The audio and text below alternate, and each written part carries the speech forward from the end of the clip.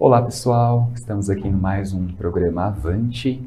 Meu nome é Thiago Gonçalves, eu sou médico nutrólogo e eu vou estar apresentando aqui um caso clínico sobre a jornada de um paciente oncológico cirúrgico, né? Focando aí a problemática do câncer do intestino. Então vamos lá, a gente vai abordar nessa aula então alguns tópicos. Entre os tópicos, a gente vai falar sobre a epidemiologia desse câncer de intestino, né? Quais são nossos últimos dados publicados agora pelo INCA, a questão da sarcopenia, de investigar essa sarcopenia no pré-operatório, né? Isso melhorando os desfechos aí no peri e pós-operatório. A questão da pré-habilitação, ainda não tão falada, mas tão importante, né? A capacidade funcional pré-operatória para ter melhores resultados no pós-operatório, o preparo imunológico, né, que a gente já tem difundido aí nesses últimos anos, a necessidade desse preparo imunológico, tempo de internação mais reduzido, menores complicações infecciosas nesse paciente, a abreviação do jejum, toda a intervenção multimodal baseada no projeto Acerto, e depois nós vamos falar então do paciente durante a quimioterapia, o que pode acontecer e de que forma a gente pode intervir nesse paciente. Então o nosso caso clínico é um paciente, o senhor RSR, 61 anos, gênero masculino, ele procura inicialmente um médico clínico geral com uma queixa de fadiga, de uma perda de peso não intencional, uma falta de apetite, náuseas, evacuações amolecidas e escurecidas, tá? Isso iniciado em setembro de 2019. Ao exame físico, então ele já estava com regular estado geral, mucosas hipocoradas e discretamente desidratado. O peso atual dele era de 50,2 quilos, né? E uma perda nos últimos 6 meses de 8 quilos, o que dá quase, chegando a 10% de perda de peso. O IMC atual 20,9, que para um paciente idoso já é um baixo peso. Pressão normotenso, 11/7, o pulso 92. Ao exame abdominal, então, ele tinha um abdômen plano, doloroso a palpação profunda no flanco esquerdo, levemente distendido e ruído hidroaéreo hipoativo, mas não havia massas palpáveis pelo exame clínico abdominal. Bom, foi solicitado coleta de sangue, inicialmente para esse paciente. O hemograma, vocês podem observar o HB de 9,8, um HT de 28,7 e um VCM de 71, mostrando aí uma anemia hipocrômica microcítica, um leucograma normal e uma ferritina baixa de 16, mostrando que realmente esse paciente tem uma anemia por deficiência de ferro, por espoliação. Plaquetas normais, um PCR discretamente aumentado de 4,71, só que os marcadores tumorais, tanto o CEA como o CA19,9 estavam aumentados, discretamente aumentados, mas estavam aumentados. A conduta, então, desse médico clínico foi solicitar colonoscopia, já com a hipótese diagnóstica de câncer intestinal, e uma tomografia de abdômen. Bom, na tomografia, vocês podem observar, então aqui, na região onde ele tinha uma dor à palpação profunda no flanco esquerdo, a gente pode observar então um espessamento parietal, nessa parte substenosante do cólon sigmoide, com extensão de em torno de 2,5, sugestivo aí de um acometimento neoplásico primário, tá? E uma densificação de plano adiposo adjacente, mas não tinha evidência de linfadenomegalia por essa tomografia abdominal. Na colonoscopia, também foi solicitado, então a gente observa uma lesão vegetante, também substenosante no cólon sigmoide, com uma extensão em torno de 3 centímetros, e a biópsia dessa lesão realmente fez o diagnóstico de um adenocarcinoma de cólon. Esse paciente, então, do clínico foi encaminhado para o cirurgião oncológico e para um nutricionista. Bom, sobre o câncer coloretal, eu acho que todos já sabem o impacto que ele causa, altas taxas de mortalidade, é a terceira maior causa no Brasil de câncer em homens e a segunda maior causa em mulheres e a terceira maior causa de morte por câncer hoje em ambos os gêneros. O câncer coloretal ele acomete predominantemente a região distal do cólon, então cólon sigmoide reto, seguidos aí do seco, do cólon direito ascendente e do transverso. e a grande maioria, a grande totalidade são adenocarcinomas, né? São originários aí de adenomas. Então, 96% dos cânceres coloretais são derivados de adenomas polipóides, né? Aqueles pólipos que não tiveram segmento ou que tiveram uma degeneração e que aí evoluem, né? Esses pólipos adenomatosos podem ter uma alteração genética e desenvolver o comprometimento oncológico. Bom, a incidência por dados agora de 2020 do INCA, de casos novos em homens, 17.760, então quase 8%, né, dos tumores novos, e em mulheres em torno de mais de 20.470, 9% em mulheres. E a mortalidade, né, pelo SIM, né, pelo Sistema de Informação de Mortalidade de 2019, em torno de 8% em homens e 9% em mulheres, as taxas de mortalidade por esse tipo de câncer. Fatores de risco de câncer coloretal, como nós já sabemos, a idade avançada a partir dos 50 anos, a obesidade, né, o excesso dessa gordura corporal, alimentação não saudável, né, então erros alimentares, aumento de consumo aí de alimentos processados, da carne vermelha, né, mais de 500 gramas de carne vermelha tem um aumento da incidência de câncer coloretal, história familiar ou uma história pessoal de câncer de ovário, mama e útero também aumentam a incidência e a ocorrência do câncer coloretal. E as doenças inflamatórias intestinais ou as doenças colônicas hereditárias, polipóides, também esses pacientes têm um fator de risco aumentado. Sinais e sintomas que a gente pode observar, então, são as modificações de hábitos alimentares, de hábitos intestinais, decorrentes, então, aí todo um processo alternando diarreia com constipação, alteração do formato das fezes, sangramento, desconforto, uma perda de peso num paciente acima de 50 anos, não intencional, ou que ainda não há sinais e sintomas relacionados com câncer coloretal. Então, sempre investigar, né, levantar a hipótese de estar tendo essa ocorrência, massa abdominal, a massa palpável abdominal, e processos de anemia também no mesmo fator. Anemia com perda de peso não intencional no paciente acima de 50 anos, a gente tem que investigar a questão do câncer coloretal. Prevenção, então alimentação saudável, né, rica em frutas, verduras, né, de antioxidantes, grãos integrais, fibras, a prática de exercício físico, né, aumentando aí as taxas, né, de GF1 que vão fazer essa proteção dessa célula que tem uma predisposição, o combate à obesidade, o rastreamento, então acima de 50 anos, lembrar da necessidade da realização da colonoscopia, para fazer esse rastreamento do câncer coloretal, evitar o tabagismo, claro, e o excesso de bebidas alcoólicas, que também são fatores de risco para o câncer coloretal. O tratamento, então, vai depender, claro, da extensão, da localização do tumor, da extensão dele, e de outros órgãos que possam estar acometidos ou não, e da própria capacidade funcional desse paciente. Mas, em geral, o tratamento é cirúrgico, né, o cirúrgico curativo, né, podendo ser a cirurgia na dependência dessa localização do tumor, a quimioterapia, que pode ser neoadjuvante ou adjuvante, realizada como complementação do procedimento cirúrgico, e a radioterapia em alguns casos.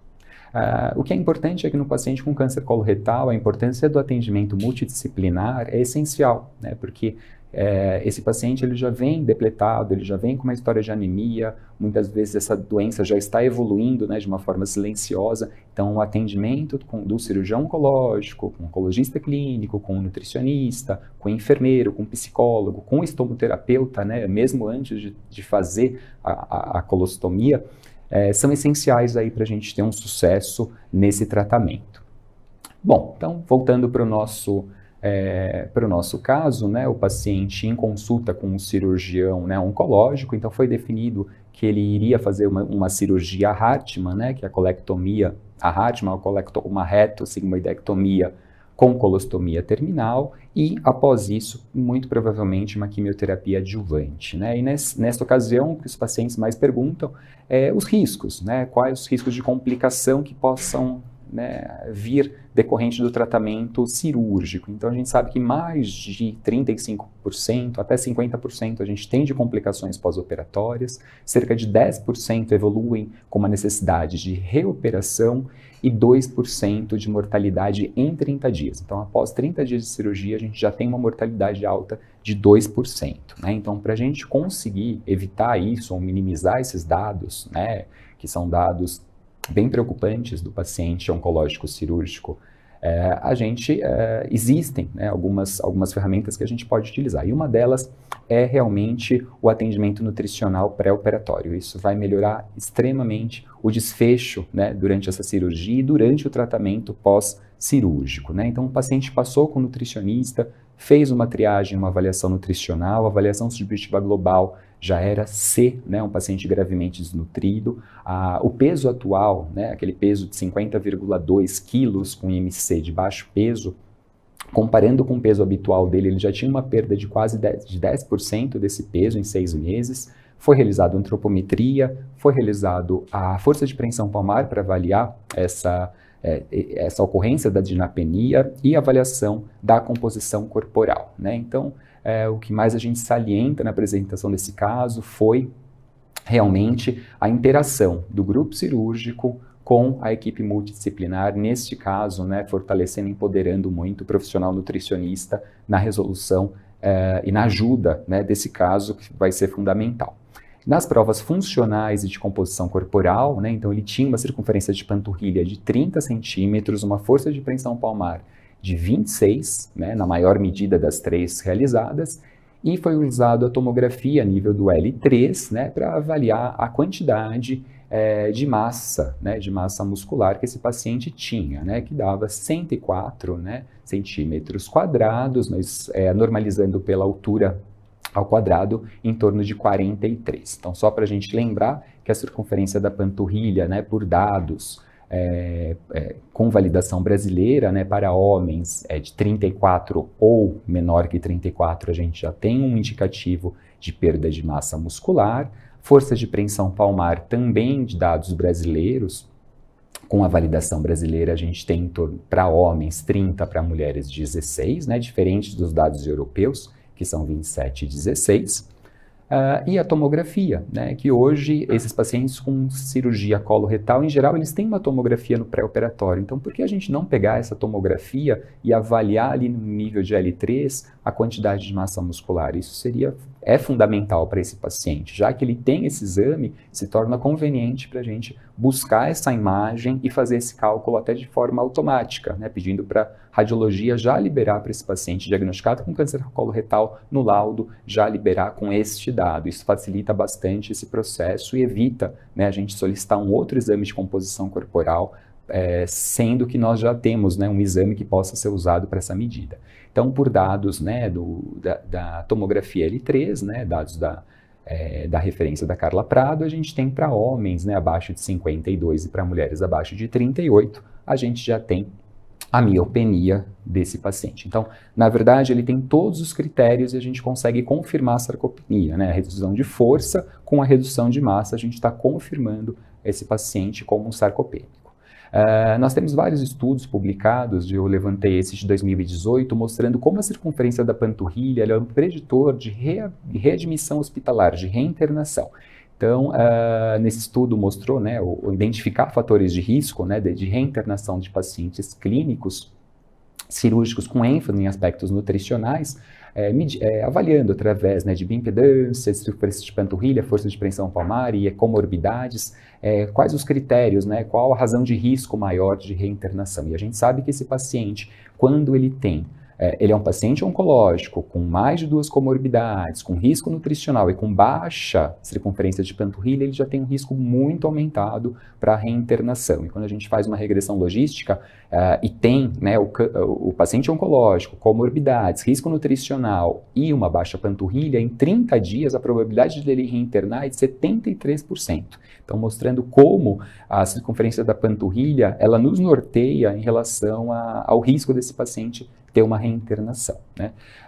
Em 2020 foi publicado esse artigo, também da autora Carla Prado, mostrando aí todos os fatores, né, no paciente oncológico com baixa massa muscular. Então a gente sabe que envelhecimento, alterações hormonais, né, o problema da resistência insulínica, a resistência metabólica no idoso, aumentando essa resistência insulínica, a dificuldade de a gente sensibilizar esse músculo, né, para a síntese, né, dos fatores anabólicos, o metabolismo energético no paciente oncológico totalmente desviado, a inatividade física, os mediadores inflamatórios, tudo isso colaborando para a redução da massa muscular, enquanto a gente tem aí um arsenal todo nutricional para conseguir, né, melhorar essa resistência anabólica, a gente conseguir fazer com que esse paciente não ganhe num primeiro momento, mas que ele tenha uma perda menor e uma recuperação lenta. A gente sabe que essa recuperação no paciente oncológico ela é lenta, progressiva e às vezes demora mais de um ano para a gente conseguir recuperar ele na base. Então, mostrando necessidades energéticas, proteicas, a questão da leucina, do ômega 3, a intervenção multimodal, né, com exercício resistido, com psicoterapia, tudo isso faz com que esse paciente tenha um melhor desfecho. Conduta nutricional para esse nosso paciente, né, após a consulta com o nutricionista, foi encaminhar para uma pré-habilitação física e funcional. A gente não chama de reabilitação, né? A gente chama realmente de pré-habilitação, que é feita no pré-operatório. Foi prescrito um suplemento nutricional nessa fase de pré-habilitação, né? Foi prescrito um suplemento pó sem sabor, 3 colheres rasas, né, diluído em 150 ml de líquido 2 vezes ao dia, até o dia da cirurgia. Isso começou 30 dias antes da cirurgia. Então, o cirurgião autorizou essa pré-habilitação 4 semanas antes e foi começado com essas por dia, 6 colheres desse suplemento, que em valores nutricionais daria 230 quilocalorias, 20 gramas de proteína, quantidade de cálcio e vitamina D adequadas, um suplemento mais específico para o paciente idoso. Foi prescrito musculação terapêutica 3 vezes por semana, também por essas 4 semanas durante 40 minutos por dia, 3 vezes na semana, e foi prescrito a imunonutrição perioperatória, já que ele é um paciente oncológico de uma grande cirurgia abdominal e que a gente sabe que tem evidência científica para isso. Um suplemento normocalórico, hiperproteico, iniciando aí no mínimo 5 dias antes da cirurgia, né? Então, um suplemento imunomodulador, né, tendo a cada frasco 200 ml, um valor energético de 218 quilocalorias, 13 gramas de proteína, 2,6 gramas de arginina, zinco, selênio e o ácido graxo ômega 3 EPA.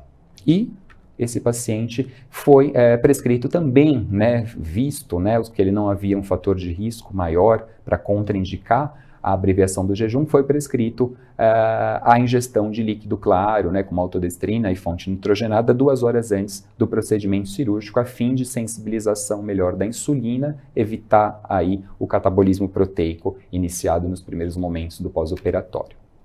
Então, esse paciente oncológico cirúrgico, a gente sabe que tanto pelo paciente quanto pelo próprio tratamento dele, você tem todos os fatores de risco para ter aí risco de complicação infecciosa, de deiscência de anastomose. Esse paciente já é um paciente que vem depletado, que já tem uma capacidade funcional reduzida e já reduz a qualidade de vida dele. Então, é um paciente realmente que a gente se preocupa.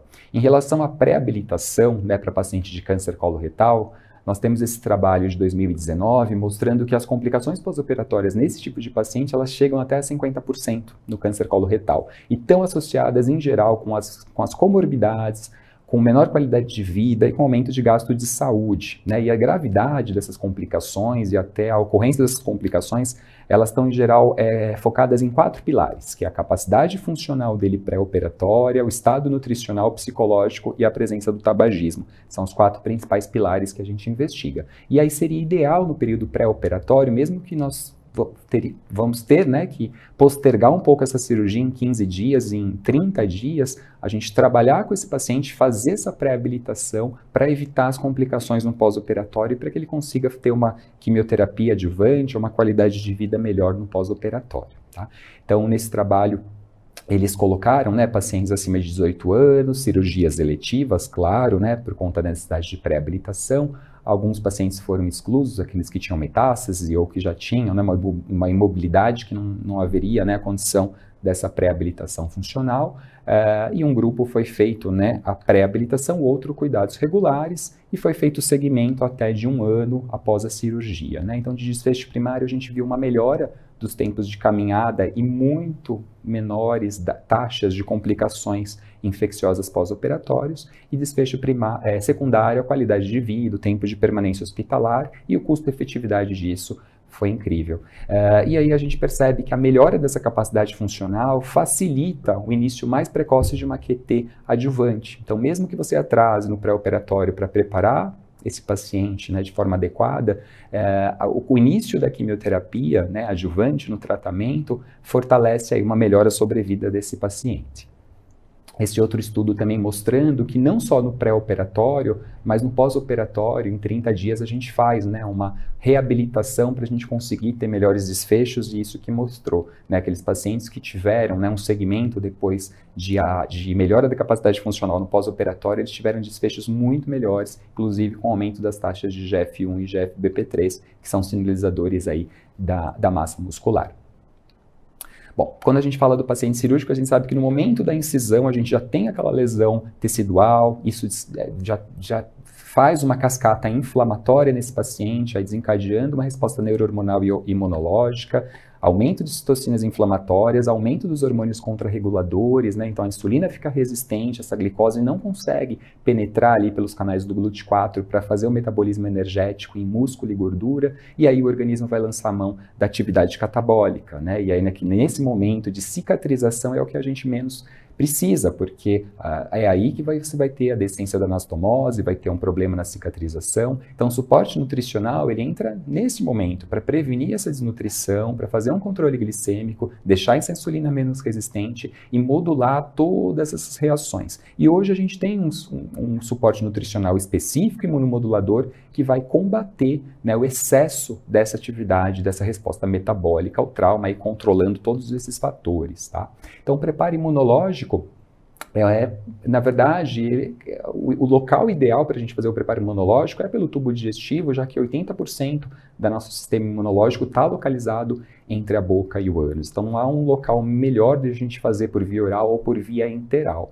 Então, é uma formulação, né, normocalórica hiperproteica, constituída aí de arginina, ácidos graxos ômega 3 e nucleotídeos, que vão ser ofertados para o paciente no pré-operatório, mostrando aí uma melhora de todos os desfechos, principalmente o tempo de internação hospitalar, a sobrevida e menores complicações infecciosas, né? Então, a gente tem uma menor dessas taxas e uma melhora dos marcadores nutricionais, albumina, proalbumina, RBP, transferrina, estão melhores. Essa meta-análise de pacientes com câncer coloretal submetidos, né, à colectomia, realizada em 2018, mostrou um menor tempo de internação, menores complicações infecciosas, menores taxas de infecção do sítio cirúrgico e menores taxas de deiscência de anastomose nesses pacientes que têm uma tendência a ter 50% de complicação no pós-operatório. A recomendação atual de imunonutrição, então, pelo ESPEN de 2017, a gente sabe que eles recomendam o uso no perioperatório ou ao menos no pós-operatório, quando você não tem, né, o pré-operatório, mas o ideal, os melhores resultados são no perioperatório, no pré e pós-operatório, ricos em arginina, ômega 3 e nucleotídeos, para pacientes de cirurgias oncológicas de maior porte. E nossa recomendação Braspen de 2019 também recomenda o uso dos imunonutrientes nesse tipo de paciente, iniciando aí no mínimo de 5 a 7 dias antes da cirurgia, numa quantidade mínima de 500 ml dia.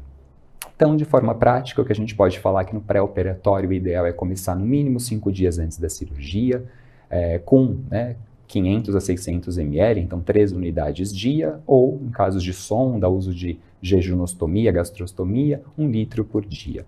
No pós-operatório, a gente mantém de 5 a 7 dias nas mesmas quantidades, isso de uma forma bem prática. A gente não pode esquecer do nosso projeto Acerto, embasado no ERAS, onde a gente tem a pré-habilitação, a gente tem a minimização do jejum para 2 a 3 horas antes, com líquidos clarificados, a realimentação precoce, não passar sonda nasogástrica, menos preparo de colo, então todo mundo sabe a questão da hiperidratação e com certeza a questão da imunonutrição aqui como ponto central nesse tipo de paciente. A alimentação no precoce no pós-operatório é quebrar muito paradigma, porque muitos, né, dos cirurgiões aprenderam, né, que talvez o jejum e a hidratação, né, ajudem no pós-operatório imediato, e a gente sabe que não, é ao contrário, isso aumenta aí os riscos para o paciente, principalmente edema de alça, jejum prolongado, deiscência de anastomose. Então, recomendação ESPEN de 2017, a abreviação desse jejum, né? Então, após 6 horas, esses pacientes já podem ser realimentados,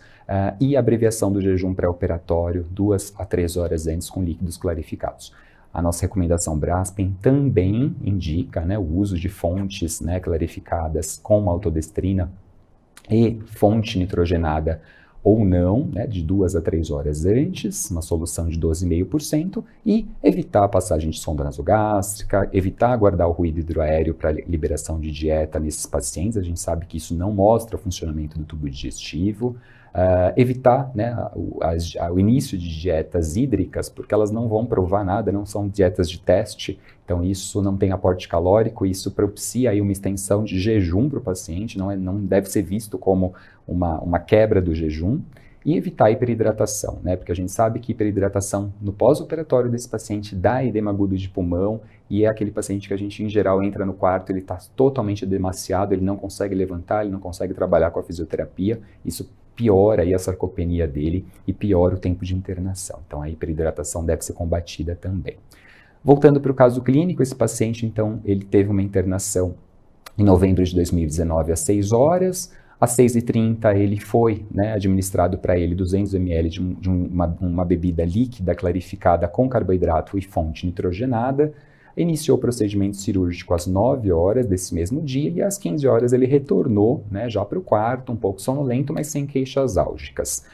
A cirurgia foi realizada a operação de Hartmann com esvaziamento linfodontal, né, esse paciente ele estava já com um adenocarcinoma mais avançado, né, ultrapassando aqui a parede mucosa, de prescrição imediata, então foi liberada uma dieta líquida após as 21, então após 12 horas do procedimento cirúrgico, esse paciente iniciou com dieta oral líquida, a hidratação venosa foi controlada com 30 ml quilo dia, né, então foi prescrito 1,5 litro endovenoso, foi realizado analgésicos, procinéticos, antieméticos. Isso é bem importante, porque uma vez que a gente libera a dieta de uma forma precoce, precisa cuidar desse risco de ele ter vômito e náusea. Então, idealmente, deixar prescritos os antieméticos e os procinéticos.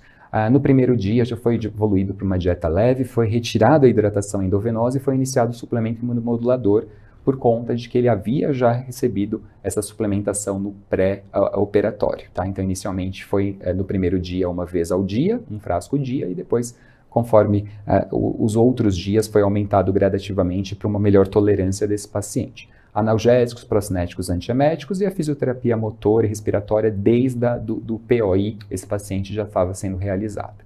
No terceiro dia, pós-operatório, dia 12 de novembro de 2019, ele teve alta e foi mantido a suplementação imunomoduladora por mais 5 dias pós-alta. O retorno no oncologista clínico foi prescrito uma quimioterapia adjuvante com FOLFOX, né, então 5-FU, né, com a leucovorina de 15 em 15 dias, né, a cada 2 semanas, por 6 meses.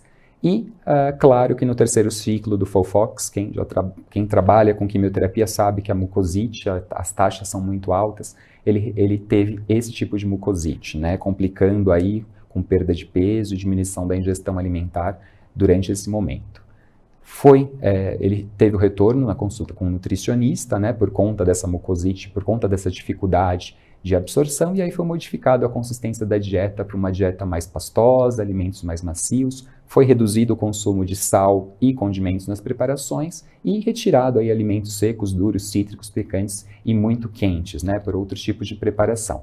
E para compensar essa mudança da dieta, então foi prescrito novamente um suplemento nutricional em pó, sem sabor, e aí batido com sorvete ou smoothie de frutas não cítricas, e o paciente tolerou super bem e atualmente melhorando a aceitação, melhorando a mucosite.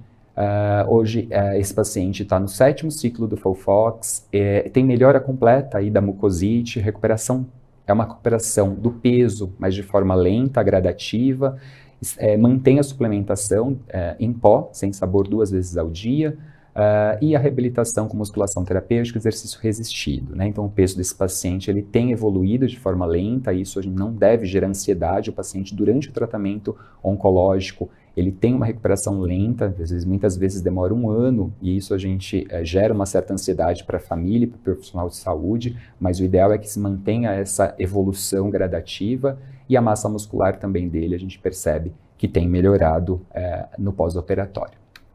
Então, realmente, para a gente levar para casa, desde todo esse caso clínico, idealmente a gente avaliar esse risco de sarcopenia nesse paciente no pré-operatório. É o melhor momento para a gente ver todo esse risco, indicar uma pré-habilitação cirúrgica, né, no mínimo de 4 semanas, ter essa parceria com o cirurgião oncológico, controlar essa ansiedade, saber que se a gente pré-reabilitar esse paciente, pré-habilitar ele vai ter um desfecho melhor no pós-operatório, a suplementação proteica já começar nessa fase de pré-habilitação, não esquecer da imunonutrição, isso realmente muda, né, todo o desfecho, toda a qualidade de vida desse paciente, né, reduzindo aí risco de infecção, do tempo de internação e tudo que advém do custo-efetividade gerado por esse processo. A intervenção multimodal, né, um projeto Acerto aí em todos os seus braços, estão indicados para esse paciente com câncer coloretal, e manter essa reabilitação durante o tratamento oncológico, quimioterápico, radioterápico,